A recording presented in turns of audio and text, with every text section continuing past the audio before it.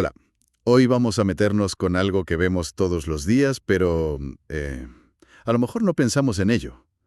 ¿Por qué las cosas se quedan quietas? Pues sí, ¿verdad? Desde una simple silla hasta, no sé, un puente enorme. Exacto. Hay toda una ciencia detrás que explica cómo las máquinas, las estructuras, aguantan fuerzas sin moverse. Ni girar, que también es importante. Eso.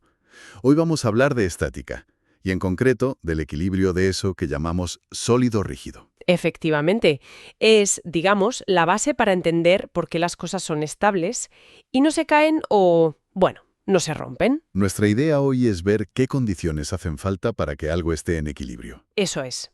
Hablaremos de fuerzas, claro, pero también de momentos, que es esa tendencia a girar. Y de una herramienta que es clave para visualizar todo esto, el diagrama del sólido libre. Fundamental.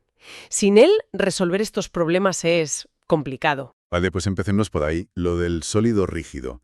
Es una idealización, ¿no? O sea, imaginamos que el cuerpo no se deforma nada. Exacto, es un modelo simplificado. Para que ese cuerpo ideal esté en equilibrio estático, quieto total, tienen que cumplirse dos condiciones a la vez. A ver, ¿cuáles son? La primera es, bueno, bastante lógica. La suma de todas las fuerzas externas que actúan tiene que ser cero. El famoso sumatorio de F igual a cero. Ese mismo, sumatorio F igual a cero. Si tiras para un lado, tiene que haber algo que tire igual hacia el otro para que no se mueva. Y si estamos en un plano, en 2D esto se desglosa, ¿no? Claro, en que la suma de las componentes horizontales sea cero, sumatorio fx igual a cero, y la suma de las verticales también, sumatorio fi igual a cero. O sea que todas las fuerzas en todas direcciones se anulan entre sí. Precisamente. Eso evita que el cuerpo se traslade. Pero, ojo, que con eso no basta. ¿Ah, no? No. Imagina que empujas una puerta.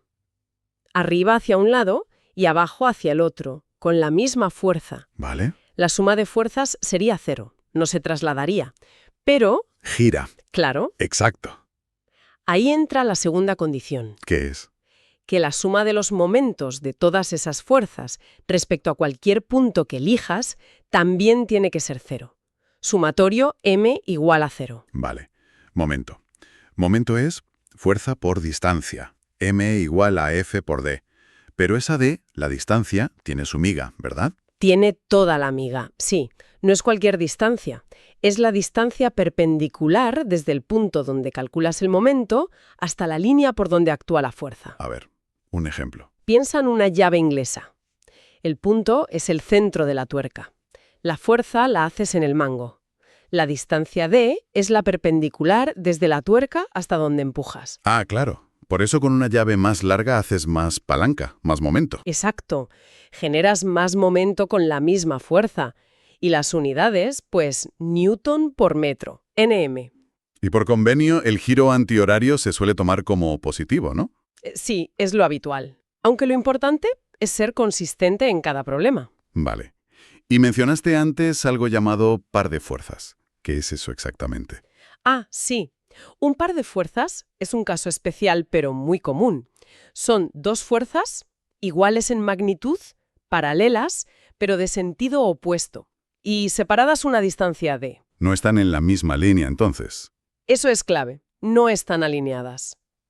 El resultado neto es que no hay traslación.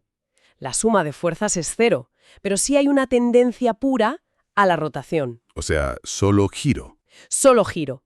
Y el valor de ese momento del par, que se suele llamar gamma, es simplemente la fuerza F por la distancia d entre ellas. Gamma igual a F por d. ¿Y dónde vemos eso? Tenemos las condiciones. Sumatorio F igual a 0 y sumatorio M igual a 0. Y los conceptos. Momento, par. Pero, claro, un problema real tiene apoyos, el peso del objeto, otras cargas. ¿Cómo juntamos todo? Pues aquí es donde entra la que yo llamo la herramienta estrella, el diagrama del sólido libre, o DSL. A veces también lo llaman diagrama de cuerpo libre. Suena importante. ¿Qué hacemos con él? Es el primer paso. Antes de escribir ni una ecuación. Lo que haces es, primero, aislar el cuerpo que te interesa.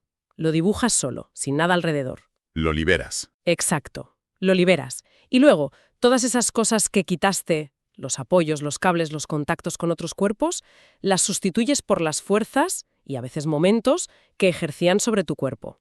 A ver, por ejemplo, si estaba apoyado sobre rodillos. Que el rodillo solo impide moverse en esa dirección. Vale. ¿Y si es una articulación, como un pasador? Pues la quitas y pones dos fuerzas, normalmente una horizontal, Rx, y una vertical, Ry, porque la articulación impide moverse en ambas direcciones, pero sí deja girar libremente. Entendido. ¿Y si está empotrado, como una viga en una pared? Ahí la cosa cambia. El empotramiento impide moverse en horizontal, en vertical y también impide girar. Así que pones las dos fuerzas, Rx y Ry, y además un momento de reacción, M. O sea, 3 incógnitas ahí. Correcto. Dos fuerzas y un momento. Y supongo que no hay que olvidarse del propio peso del cuerpo. Fundamental. Si el peso es relevante, hay que añadirlo. Es una fuerza vertical hacia abajo, aplicada en el centro de gravedad del cuerpo. Y también cualquier otra fuerza externa que ya estuviera aplicada directamente. Vale, una vez tienes ese dibujo, ese diagrama con el cuerpo aislado y todas las fuerzas y momentos externos pintados, ¿qué? Pues ya está. Has convertido un problema físico, que podía parecer complicado, en un esquema claro. Ahora solo tienes que aplicar las ecuaciones que ya conocemos. Sumatorio Fx igual a 0, sumatorio Fi igual a 0 y sumatorio M igual a 0. Y con eso puedes calcular las fuerzas desconocidas, que normalmente serán las de los apoyos, ¿no? Las reacciones. Exactamente. Calculas las reacciones. Y eso es crucial, porque es tan importante dominar esto. ¿Para qué sirve en la práctica? Pues para casi todo ingeniería y diseño. Permite calcular si una estructura como un puente va a aguantar las cargas, si los pilares son suficientes. O en una máquina, supongo, para que las piezas no se rompan o se salgan de sitio. Claro, para dimensionar correctamente los ejes, los soportes, los engranajes. Asegurarte de que todo funcione como debe, de forma segura y eficiente. Es la base para predecir cómo se va a comportar algo bajo carga estática. Entendido. Seguridad y eficiencia al final. Sin duda, desde diseñar una prótesis médica hasta calcular la estructura de un edificio altísimo, estos principios de equilibrio son la primera línea de defensa. Bueno, pues creo que ha quedado bastante claro. Resumiendo mucho, para que algo esté quieto, quieto de verdad, la suma de todas las fuerzas tiene que ser 0 y la suma de todos los momentos también 0. Eso es, ni traslación ni rotación. Es dibujar bien el diagrama del sólido libre. Indispensable, aunque bueno, que va una reflexión interesante, ¿no? Sí. ¿Cuál? Hemos hablado todo el rato de equilibrio perfecto, estático y de cuerpos rígidos, indeformables, pero en el mundo real las cosas vibran un poco, hay pequeñas imperfecciones, los materiales se deforman algo. Claro, no es tan ideal. Exacto. ¿Cómo afectan esas pequeñas cosas, que aquí hemos ignorado, a la estabilidad y a la vida útil de las máquinas y estructuras a largo plazo? Es algo que va más allá de la estática pura, pero que está ahí. Muy buena reflexión para darle una vuelta. Pues nada, lo dejamos aquí por hoy. Ha sido muy interesante. Igualmente. Hasta la próxima.